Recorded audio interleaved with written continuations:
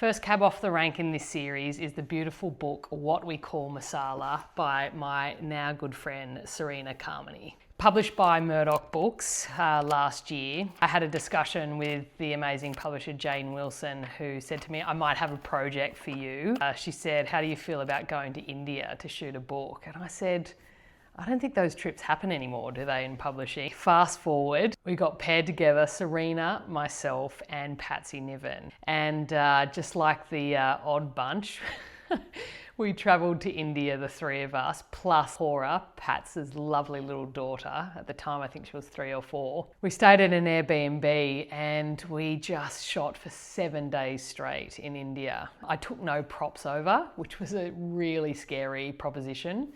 It just didn't make sense from the perspective of if you're committing to going to shoot in Bangalore, in India, be as authentic and real as we could be.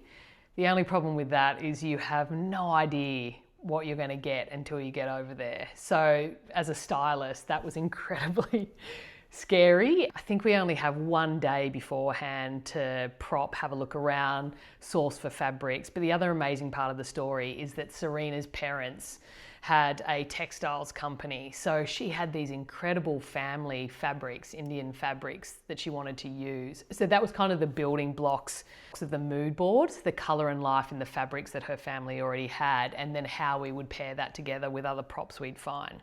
Serena took me out the day before. We went to this part of Bangalore, which was sort of known as like a kitchen district. And we just went in stall after stall where there was like hanging pots and pans, like anything you could imagine. Such a great experience. It was so interesting. And it was an insight into a culture and a way of food that was so different to what I was used to back in Australia. I looked at the props we had and I thought, this will probably get us through about five out of the 7 days.